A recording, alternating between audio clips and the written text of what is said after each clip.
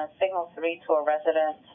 Hello, my name is Billy Grogan. I'm the Chief of Police with the Dunwoody Police Department.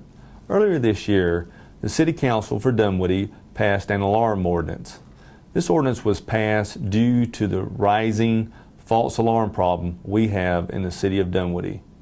Our community is not unique, and this problem affects many communities across the country. In 2012, the Dunwoody Police Department responded to 4,317 false alarms. In 2013, that number continues to grow. The ordinance adopted by the City of Dunwoody follows the Georgia Association of Chiefs of Police Model Ordinance. Now let's discuss the substance of the ordinance.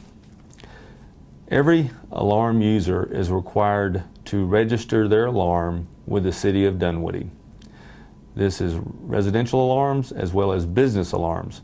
However, businesses are required to pay a $25 registration fee annually. This is not required of residential alarm users. Our alarm ordinance provides 2 free false alarms per alarm user before a fine is levied. On the 3rd false alarm, a fine will be levied. And here's how it works. An officer responds to an alarm at a location, and he or she determines that the alarm is false. At that point in time, a form will be filled out and left with whoever is at the address or stuck on the door to the business, notifying the alarm user that they've had a false alarm at that location. Once they reach the 3rd false alarm, then the alarm user will get a notice in the mail which notifies them that they have exceeded the number of false alarms they are allowed in 1 year and will be assessed a fine. The fine starts out at $50 and progresses up a scale from there, depending on how many, the number of false alarms that alarm location may have. Now let me explain what a false alarm is. False alarms are caused by 2 reasons. One, human error, which is the majority of false alarms, and the second is by faulty equipment. So if we respond to an alarm and it was set off due to human error or faulty equipment, it will be counted as a false alarm. However, if the alarm is canceled prior to us arriving by either the alarm user or by their alarm company, then it will not count as a false alarm.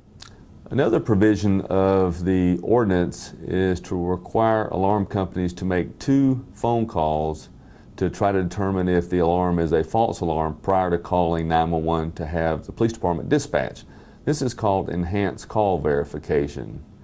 Governor Nathan Deal actually just recently signed a bill making enhanced call verification a requirement for all alarm companies statewide, and that bill goes into effect July 1st.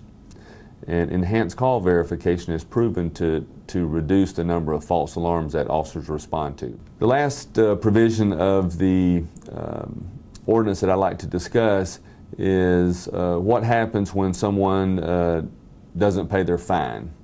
We don't believe this will happen very often, but occasionally it probably will. The process is this. The alarm user will receive a notification via the mail, notifying them that they have a fine. They'll receive several notifications over a period of 60 days. If after 60 days the fine hasn't been paid, then the alarm location will be placed on a verified alarm only list. And we will respond only when it's a verifiable alarm. Now let me explain. That doesn't include panic buttons, hold-up alarms, medical alarms, fire alarms, things like that. It will only include a regular alarm. So until that fine is paid, we will not respond to just a regular alarm at that location. Now, let's discuss for just a minute the process moving forward. The City of Dunwoody has contracted with a third-party vendor, Public Safety Corporation, doing business as Cry Wolf, to manage our alarm process. Right now, we are working with them to develop a web portal which will be available on our website where residents and alarm users will go to register their alarm. This process is going to take several months to develop and get the website up and running. And once that website is up and running, then we'll be publicizing the information and pushing it out on our social media channels, notifying everyone of how they can register and when they need to register by. We will certainly do our part to publicize this with the media so that everyone has an opportunity to register their alarm.